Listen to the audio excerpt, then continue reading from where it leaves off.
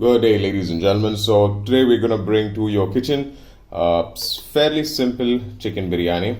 So we're going to add one tablespoon of ghee to a heated pan, and then come behind that with your whole spices or garam masala, couple bay leaves, cinnamon stick, 2 star anise, 3 cloves and 3 cardamoms, and we're going to let that fry. Now there are different variations to a biryani. This is a simple variation that I wanted to show you.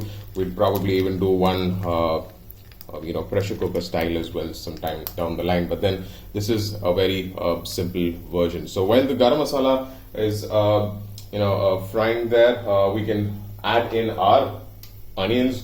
We're going to add 2 medium sized onions and let that fry.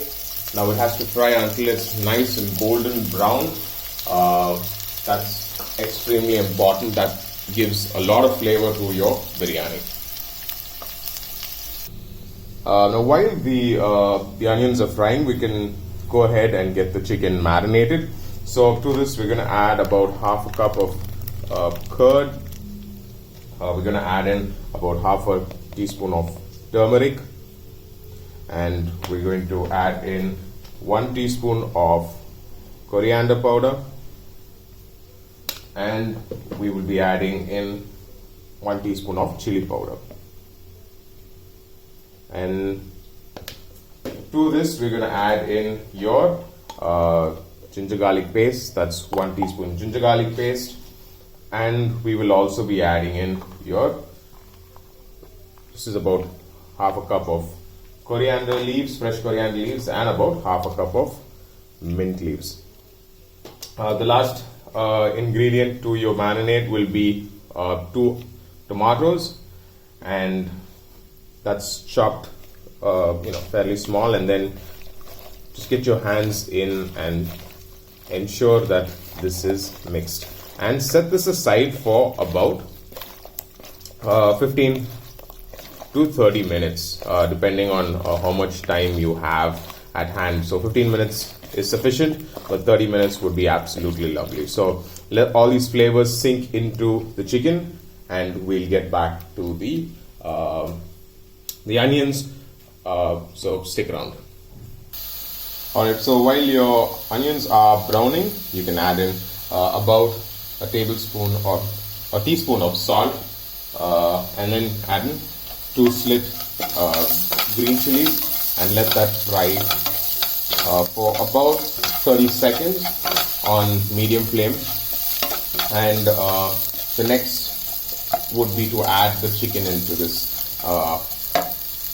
these fried onions, and also simultaneously we have soaked the rice. That's long grain basmati rice. So we're using about 500 grams of chicken and 1 cup of long grain basmati rice. So soak the rice for about 30 minutes, and you can use about just 1.5 cups of water for this chicken biryani recipe. So this is not your typical dum style. The same variation can also be made if you parboil the rice for about until 3/4 cooked, and then add in a dum variation, but this is not going to be a dum variation. This is, like I said, the simple variation. So stick around. We'll have the chicken added to this mixture. So now we'll be adding the chicken into this mixture, and we're going to leave this to cook on a medium flame. So for the most part, the chicken should cook because it should without water, as it will release water from its flesh.